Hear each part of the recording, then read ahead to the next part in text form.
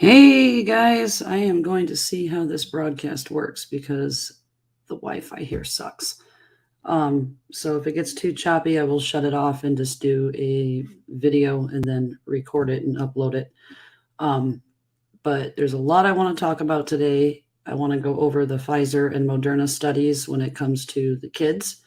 I want to walk you through how to look those up, any study for that matter, and how to read through the BS. We're going to have to do that again because unfortunately, this is a problem. If you have any problems hearing me or anything like that, please let me know. Hey, Maddie, just let me know how the broadcast is because, like I said, I don't know. It's a first. I do want to share, and I'm going to try to pin it in the comments, the Alaska COVID Alliance because Facebook here likes to censor things and not put it in my news feed unless people actually come looking to my page. They don't see it. So I am going to actually try, I don't know if I can pin it or not.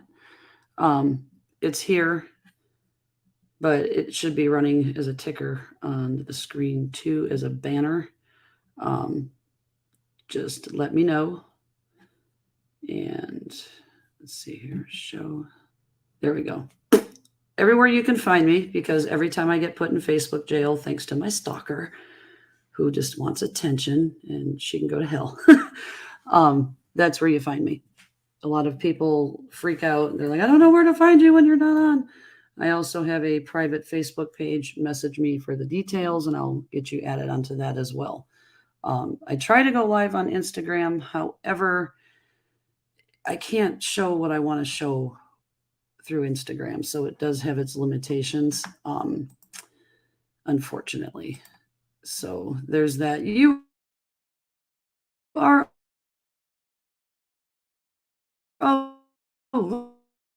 live. Woo, hi Tammy, Tracy. Sorry, I'm going to try to get into town at the next. See, this is going to suck. I'm going to try to get into town with the next house, so that way I think they're probably on satellite internet here, and the modem is not in my room, so it's not a strong signal. So anything that goes to hell, just let me know. I can repeat it. I'll try to upload it. Just bear with me. For those who don't know, I relocated to Alaska. I start my new position full-time tomorrow. No regrets, none whatsoever. For those who have been following my regular page, we had one of our veterans pass away in a tragic car accident up in Houghton Lake, Michigan over the weekend. So his wife is going to be coming out here with me. As soon as I get settled into longer term housing, there's another bedroom besides a studio. I'm going to bring her out here. She's got a broken back and collarbone.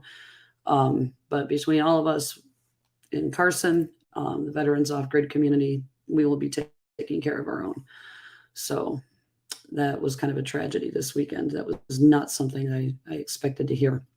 But I'm going to start off. I believe I have the Pfizer one pulled up first. Let's see.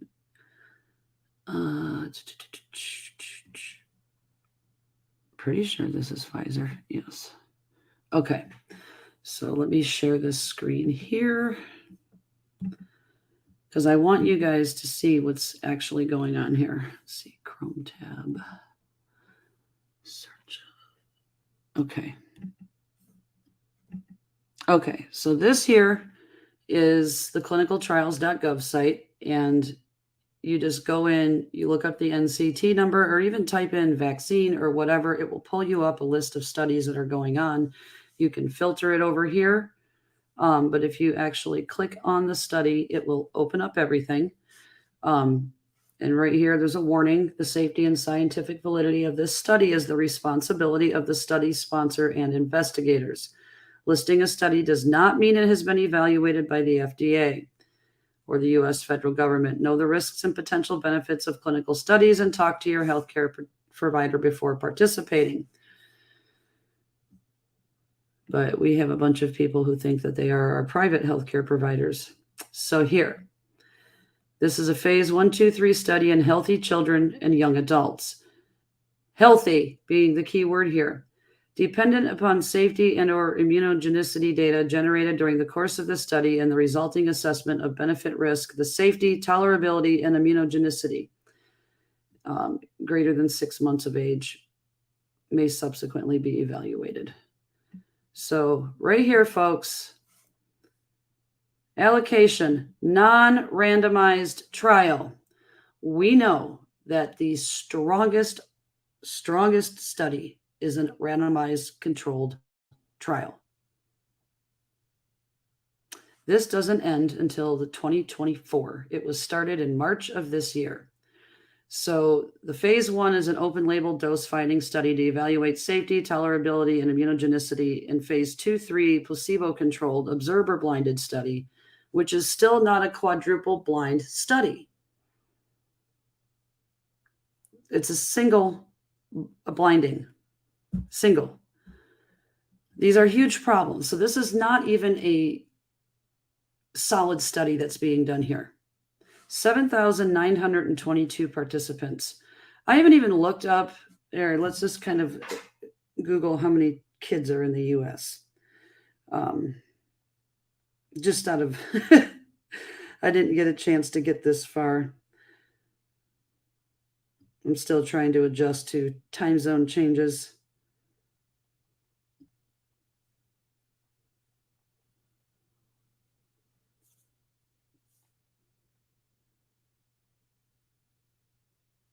Over 73 million children who make up 22% of our nation's population, and that was in 2019.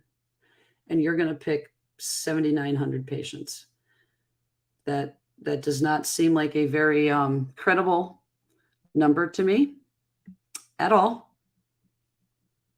So here's all the different types. There's the arm and the intervention. They're doing all these different age groups, all these different doses, certain days apart. So of those 7,900, they're all divided up into these other arms, which is a lot, as you can freaking see here. Let's see what we have. 1, 2, 3, 4, 5, 6, 7, 8, 9, 10, 11, 12, 13, 14, 15, 16, 17, 18, 19. 19 different arms for 7,900 kids. Folks, I can't even believe that they're claiming that this is safe. We don't have enough data. It's not a valid, credible study. None of this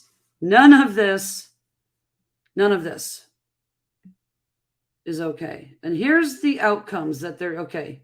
Here is what they're looking for in studies. This is why I always tell you, screw what the news says, because they're only cherry picking data from these damn studies. Go to the source of the study and look at what they're testing. Look at how many they're testing, the arms. So let's see here. Local reactions, systemic events, 7 days after dose 1 and 2, 7 days, 7 days. Same thing with local reactions. Adverse event from dose 1 through 1 month after the last dose. Percentage of participants in these are all in the phase 1 part. Reporting serious adverse events 1 through 6 months after the last dose. Folks, if this freaking study started in the end of March, you can't approve RLF 100, and that study ended in February, and you can't call it safe, and there's not a single bit of safety concern about that drug, but yet you're going to report this as safe a month after that the study ended? I don't fucking think so. I'm sorry. These are the questions that you really need to be asking. Phase 2-3, reporting local reactions, 7 days. Same thing with the systemic. They're doing the same thing with the kids in the phase 2-3. And then in phase 2-3, selected dose participants, immunobridging as SARS-CoV-2 serum neutralizing titers after 2 doses. In participants aged 5 to 12, the geometric mean of SARS-CoV-2 serum neutralizing titers in participants aged 16 to 25 in the different study category. They're measuring the neutralizing titers after 2 doses. They're doing this in all different age groups. But once again, when you have 19 arms and 7,900 people, that doesn't make for a lot of, I mean, that's 400 almost per group. I don't understand the logic. Somebody make this make sense. There's the secondary outcome measures that they're looking for. So the neutralizing antibody levels, titer levels. So they're pretty much only looking at adverse events within a very narrow time period. Asymptomatic SARS-CoV-2 infection based on N-binding antibody seroconversion without past evidence of SARS-CoV-2 infection. Again, this is only selected doses. This is not overall. This is not for everybody. And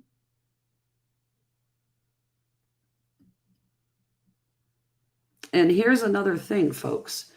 If they're pushing this jab into everybody, we will have no control groups or nobody to serve as a control for future studies with other trials. There's an antibody trial that is being recruited right now that I had saw as I was searching for these studies. But if you infect everybody with this vaccine, you no longer have a control group. It's gone. So we won't even have valid data because we don't have people who are not jabbed. This is not okay. And for study purposes, it's pretty important to have. Ratio of confirmed COVID-19 illness without time frame 7 days after the second dose per 1,000 per years of follow-up.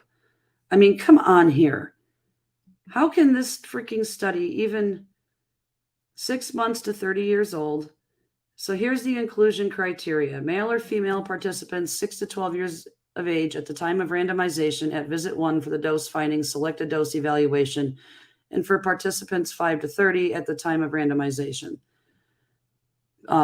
Legal guardian and participants is age appropriate who are willing and able to comply with all scheduled visits, treatment plan, lab tests, lifestyle considerations, and other study procedures.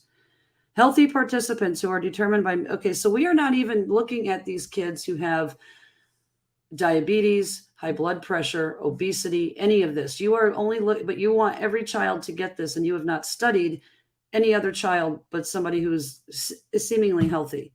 This is not okay. Healthy participants with pre-existing stable disease defined as disease not requiring significant change in the therapy or hospitalization for worsening disease during the 6 weeks before enrollment can be included. Diabetics, probably not, especially type 1. Participants are expected to be available for the duration of the study and whose parents, legal guardian can be contacted by telephone during study. Let me tell you how many people fall off the radar during these progress. When you get done with these studies, there's going to be a lot of people lost to this because they're in fear of getting their child vaccinated with the second one. They don't want to answer any more questions. So this study, even though it seems, oh, we have 7,900 people, at the end of this, it's not how many you are going to have. Negative urine pregnancy test for female participants who are biologically capable of having children, but yet it's okay. And your doctors are telling pregnant women to go ahead and get this vaccine and women of childbearing age, but we have no data. I know my daughter called me freaking out thinking she was having a miscarriage the other day, and I had to tell her, no, COVID causes major period problems in women.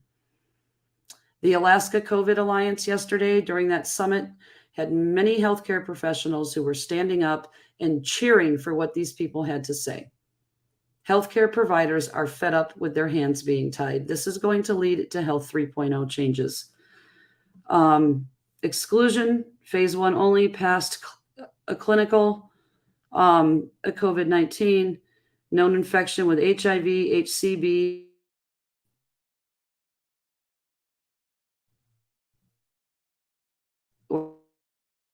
or HBV. Even though it's not approved to prevent COVID-19, I'd love to see the data on that one. Previous or current diagnosis of multi-inflammatory in children, other medical or psychiatric condition, including recent or active suicidal ideation. I wonder why, because this can cause brain inflammation. History of severe adverse reaction associated with the vaccine, but yet you don't want to give these people medicines to have a history of autoimmune therapy.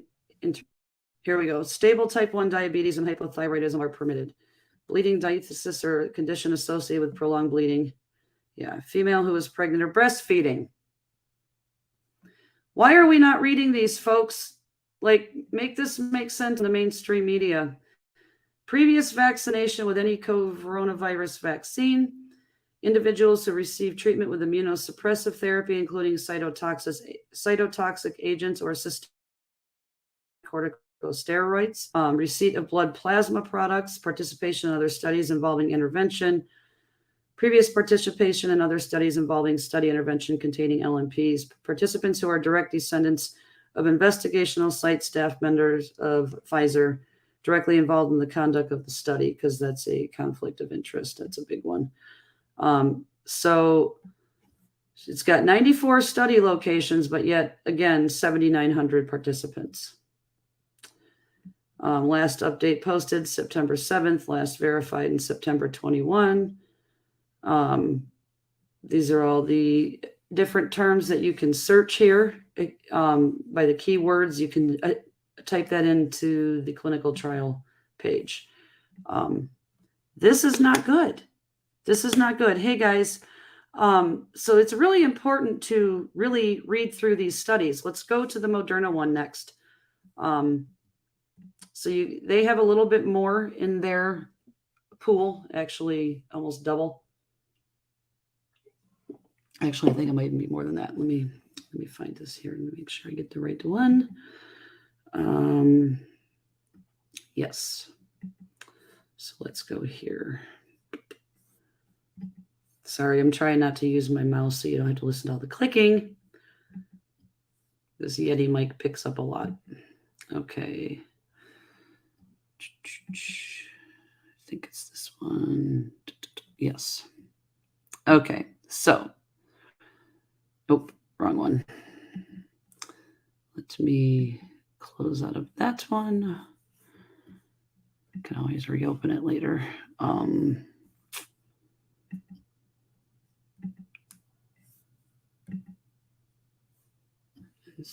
Okay, here it is. All right. So this is the Moderna one. And this is between 6 months and 12. So they didn't include up to 30.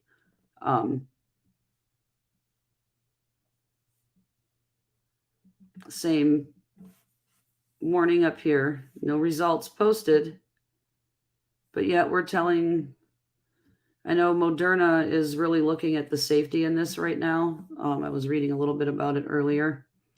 But so you only have 2 things going on here. And yeah, 1,300 and 275 participants. Primary completion date, June of 2023. They're doing the same setup as Pfizer. The part 1 is open label. Part 2 is randomized and observer blind. It's still not a quadruple blind study. We're sitting here screaming, follow the fucking science. I am. I truly am. I'm doing what I've been trained to do. And this is not what we've been trained to do.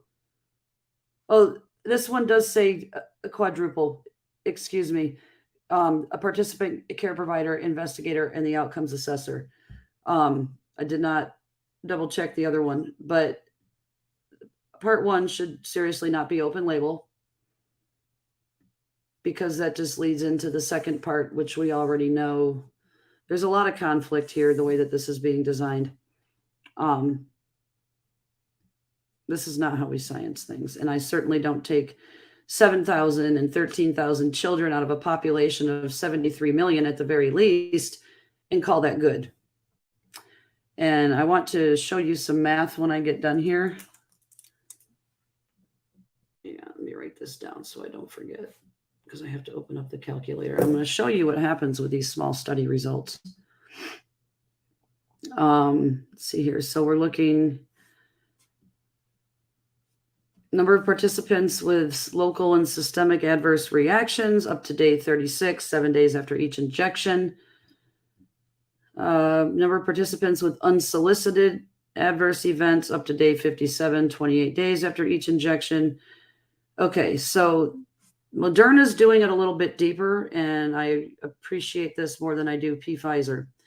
Number of participants with medically attended adverse events. So they are measuring people who are needing medical attention with this 1 year after the second injection. 1 year. I'm more prone to lean towards this study than what Pfizer is doing. Number of participants with serious adverse events, time frame 1 year after second injection. Number of participants with adverse events of special interest, including multi-system inflammatory syndrome in children, the MISC, myocarditis and pericarditis, and the number of participants with serum antibody levels that meet or exceed the threshold. So Moderna is doing it better. Ask yourself why. Geometric mean of the SARS-CoV-2 antibody, 1 month, and then the seroresponse rate of vaccine recipients. And then they are doing the secondary outcome measures here. And what kills me is that we are no longer measuring and testing people who have been vaccinated with breakthrough cases in the hospital. Why? Oh, it could be something like this. Let's just let's touch base on something real quick here.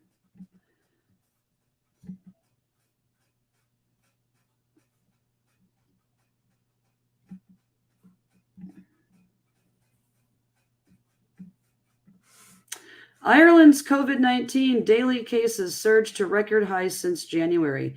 They have 91% of their population vaccinated, and they are at record high hospitalizations. This does not stop the transmission, folks. I don't know where people are getting this misinformation. Well, actually, I do. It's called mainstream media, that this protects you from other people. No, it doesn't stop the spread at all. Not at all. And this is proof right here. This is also proof that you're going to need a booster every 3 to 6 months. And this is 67 people in the country have died from or with COVID in the past 7 days, with a 91% population vaccinated. That means that this variant has overcome the vaccine and it's kind of useless now. It might reduce severity still, but it's not going to stop death, because that's what Biden was preaching. It'll stop you from winding up dead in the hospital. Another one here. Let's take a look at another one.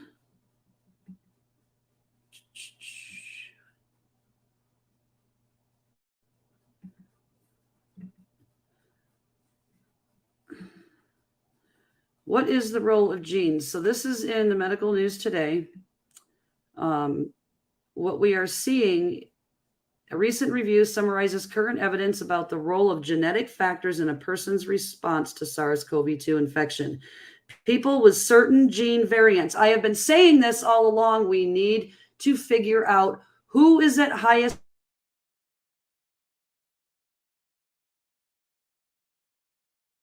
that, like me, are genetically predisposed to not doing that. I'm not going to put myself in jeopardy with something that I don't trust because science is telling me not to. People with certain gene variants, especially those that code for proteins involved in the immune response to SARS-CoV-2, may be more susceptible to severe COVID-19. Variants of human genes that encodes proteins that are necessary for supporting various stages of the virus's life cycle could confer natural resistance. Let me say that again for the people in the back. Variants of human genes that encode proteins that are necessary for supporting various stages of the virus's life cycle could confer natural resistance to SARS-CoV-2 infection.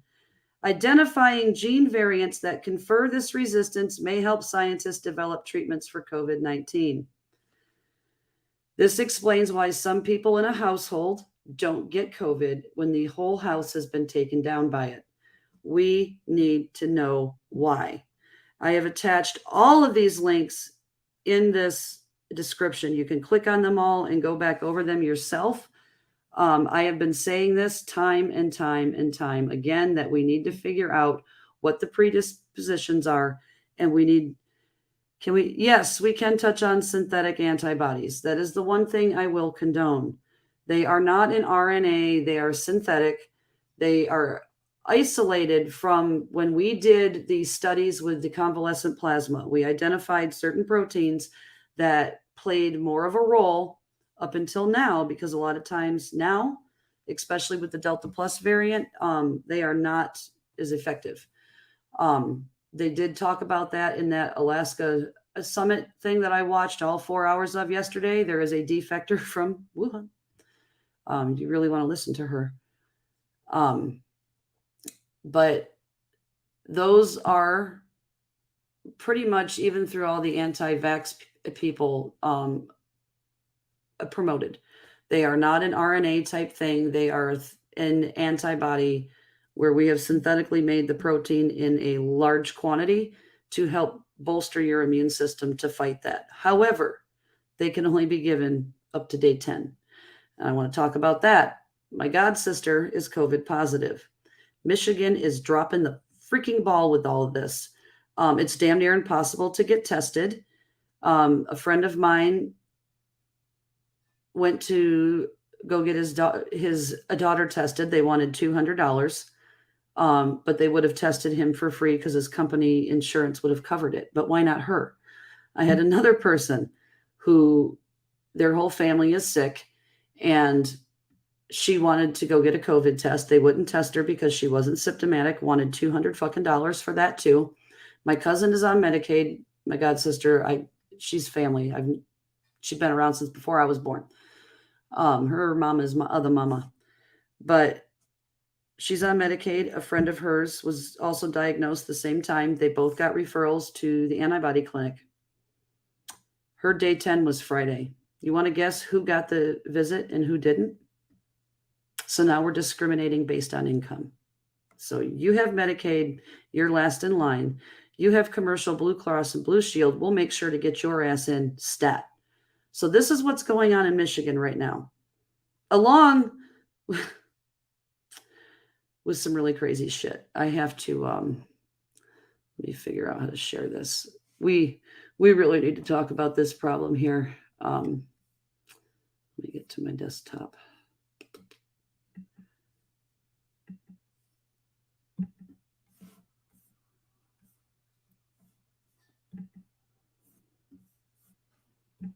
I have to read this to you. If I can get it to pop up. Of course not. Damn it. Okay, I'm just going to share my entire screen right now so I can get to this. I know this is going to look a little funny. Bear with me so I can get to this. Okay. Mask non-compliance protocol. Administrator, student support specialist, or counselor will speak with student, problem solve, and find solutions together. Second incident of non-compliance. Administrator, student support specialist, or counselor will speak with student, problem solve, and find solutions together. A call will be made to a parent guardian about the next steps if further non-compliance persists. Administrator will, on the third one, administrator will call home and request that the parent or guardian pick their student up within 60 minutes. Here's where shit gets a little crazy. Pickup area will be located at the courtyard of the media center. As a result of leaving school, the student will be marked down with an unexcused absence. If the student is not picked up within an hour, an administrator will contact CPS. Are you fucking kidding me right now? You're going to take my child away because I couldn't leave work fast enough because, oh, maybe I'm saving fucking lives because you wanted to be petty. That's great. Following pickup, a letter will be shared with the parent or guardian explaining that compliance is expected upon return to school, or the student will be cited for trespassing. If the student is absent for refusal to comply, these absences will be defined as unexcused. Further explanation will be given that the excessive absences will become a truancy issue and will be forwarded to the court system for intervention. For student athletes, this will also result in consequences based on our Glen Lake Athletic Code of Conduct. That's in Michigan, folks. So there's this. And let me open up another fuckery. I cannot believe this with our children. Okay, so we go from this extreme to this one.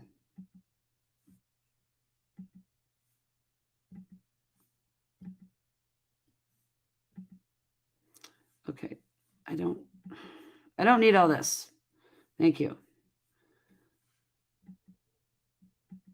Oakland, this is in Cali, of course, because who else could be this stupid? Oakland educators approve a plan to transfer or unenroll students who are not vaccinated by January. It's a public freaking school. You are entitled to the education. You can't just unenroll kids and then take their parents to court for freaking truancy because you can't pull your head out of the ass. Florida found no difference in the schools that violated the mask ban and the schools that didn't have one. 77 and 79%. That's not much of a reduction in cases to support a mask policy in schools. So this is what we're doing to our children now. My friend's 11-year-old who is autistic thought that his mother snuck the COVID vaccine in him when he went to get his flu shot the other day. The kid was freaking mortified. Like, he's not even trusting his mother. She had to reassure him, Mommy is a medical professional and would never do that to you. So right here, this is not a private school, folks. This is a public school. Your children are entitled to a free public education, not to be disenrolled. If this is where we're going, where does that stop at this point in time in the role of discrimination? This is medical discrimination. Or transferred to an independent study school or dropped from enrollment entirely. This is, and then they're going to transfer them to Sojourner Truth. I'm pretty sure that is just as ghetto as that name may imply. And I'm not saying that, I mean, we are talking about Oakland, California here. We are talking about a high-risk Black community. I am sure that this school is full of nothing but African-American students, poverty level, based on the location and just the name of the school, because every school I have ever been in named after a prominent Black individual, that's exactly the type of area that they are in. These kids are giving no chance at a freaking education, and this is more oppression within the own school system. I am just completely disgusted. I am not judging. I am not throwing shade at any race or any income level. So take your hate off the page. Unvaccinated students who do not agree to be transferred to that school will be unenrolled after having been provided with sufficient information and opportunities to access the vaccine, as well as progressive warnings. This is ridiculous. This is absolute bullshit. I cannot. There are more than 35,000 students. Okay, here we go. So we have Latino and Black. 6% are multiracial. This is ridiculous. Only 60% of its students aged 12 or older were partially or fully vaccinated based on state data from mid-October. Y'all need to be dropping a lot of hate mail on these freaking school districts who pull this shit. I'm sorry, but this is not acceptable for our kids. This is not acceptable. Not acceptable. You're going to threaten CPS. You're going to threaten to take people's kids away for not being vaccinated. You're going to deny them a public education. I can't do this anymore, folks. This is BS. My ex got his antibodies yesterday. I'm on Medicaid and have to wait until. Okay. So this is not the only person. Michelle, I'm sorry that this happened to you. This is the exact same thing that happened to my god sister. This is not an isolated incident. This is happening all over Michigan, multiple other states. Make it make sense. Make this make sense. Because I can't. I'm looking at all this, I'm sharing this all, and I'm going, there's no scientific evidence to back up vaccinating all of our kids. They are at the lowest risk. How about we make better choices for our kids based on diet and exercise? Make them go outside and drink out of a garden hose? Instead of sitting their asses eating crappy food because we can't afford healthy food, and sitting out and doing nothing but playing on video games because, we've told them to stay home the past year and not go outside and to fear everything. So now they're dealing with depression and everything else. Make it make sense. I just took my symptomatic son to the ER and they told him he wasn't sick. This right here. I want to know about these things happening because we are going, I'm actually going to, I screen recorded a lot of that COVID Alliance. And because it's 4 hours long, I can only do 3-minute videos on TikTok. So I would like to do short excerpts for people on my TikTok. Same thing, RT Says What. You can find me underneath all of those names. And I'm going to start sharing this information because this is not okay. It's not okay. I don't know what else to do here. This is insane. This is absolute insanity. Now, I want to share the end game here as what the scientists are saying.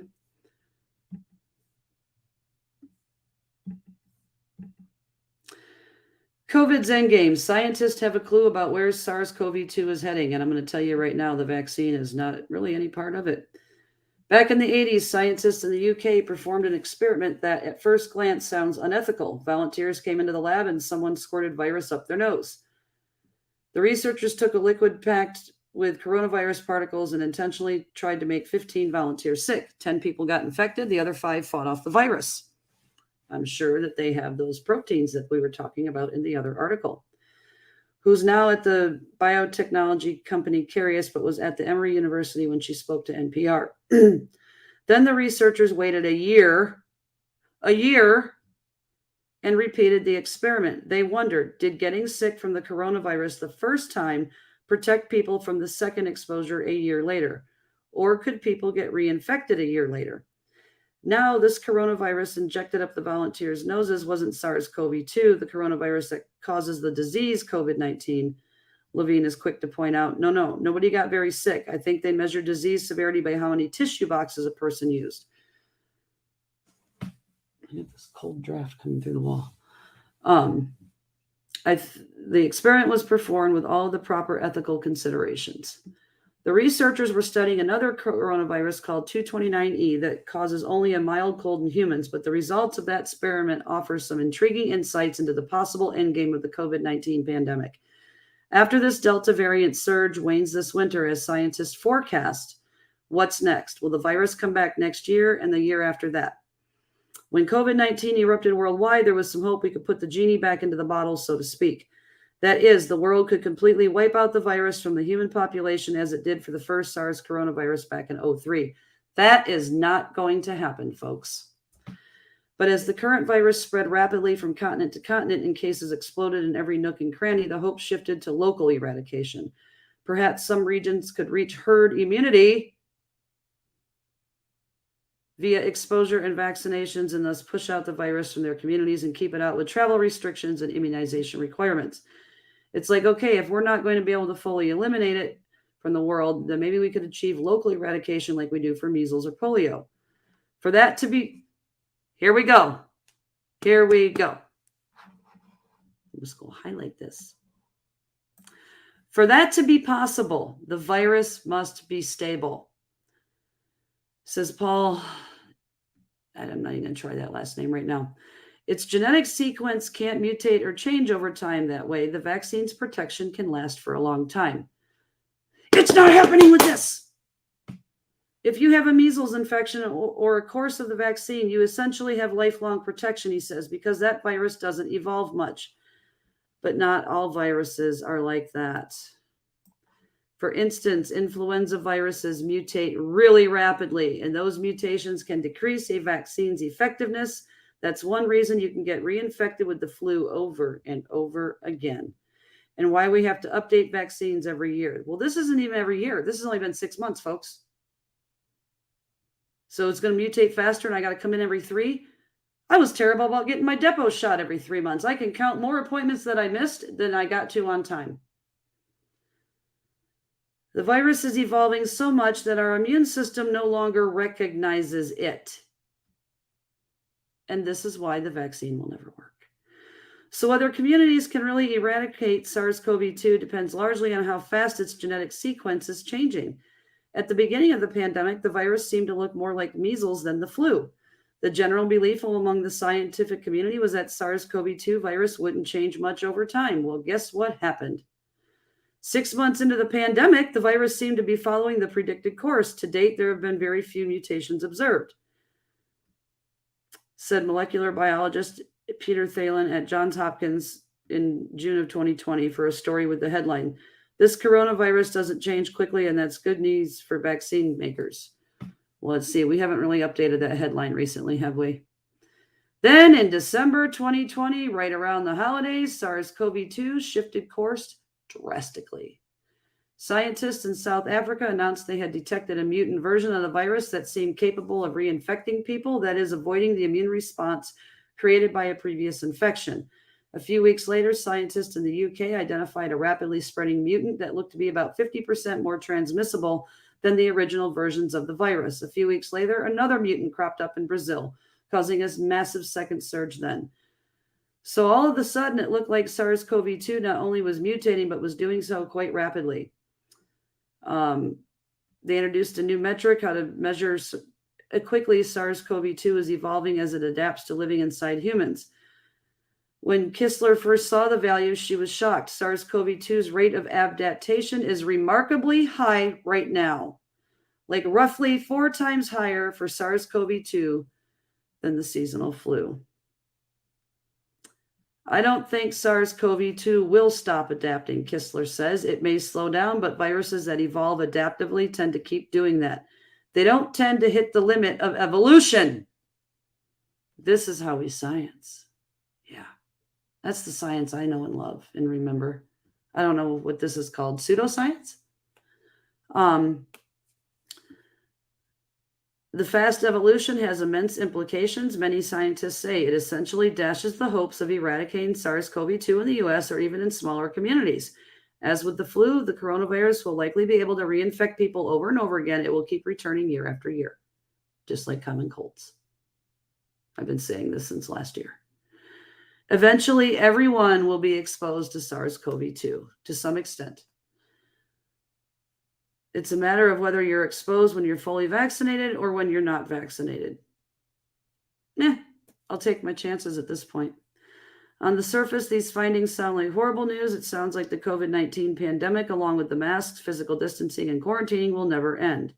But Karan does not believe that will be the case, although he predicts the SARS-CoV-2 will circulate in the U.S. indefinitely. He says the COVID-19, the dreadful disease as we now know it, will likely go away.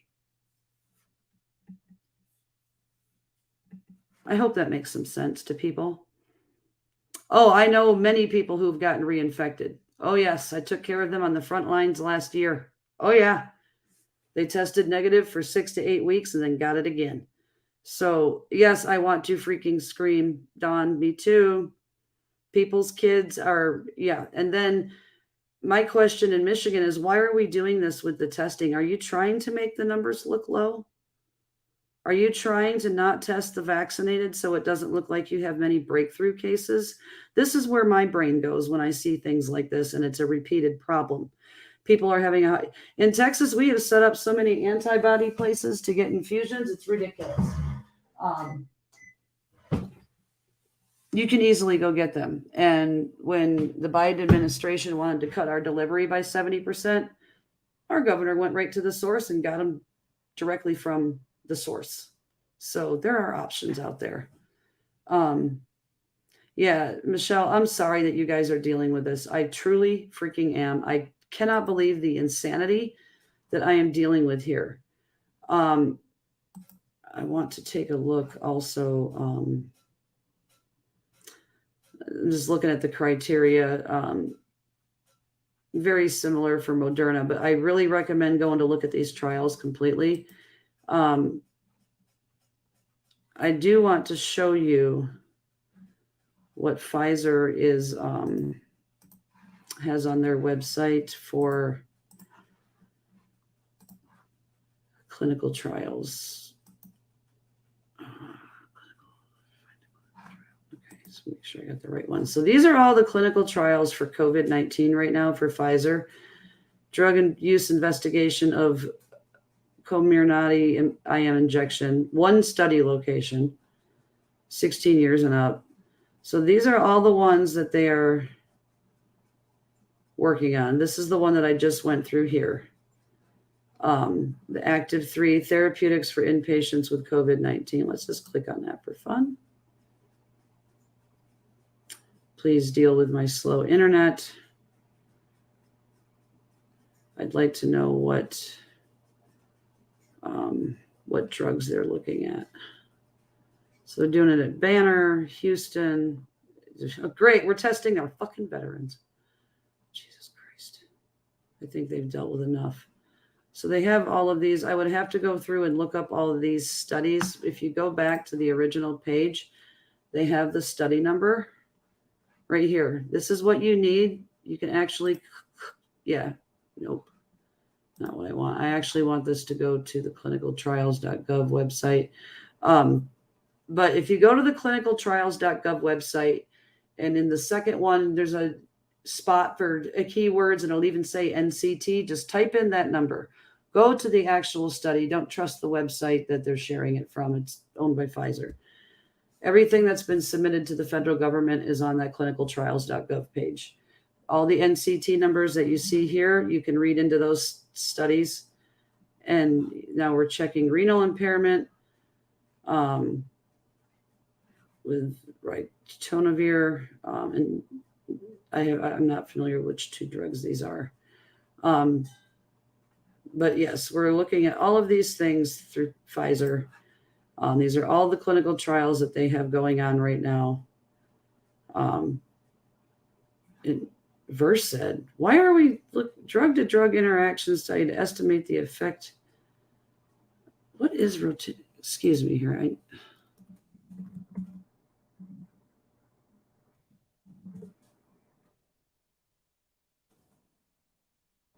It's another HIV. Is this fucking remdesivir?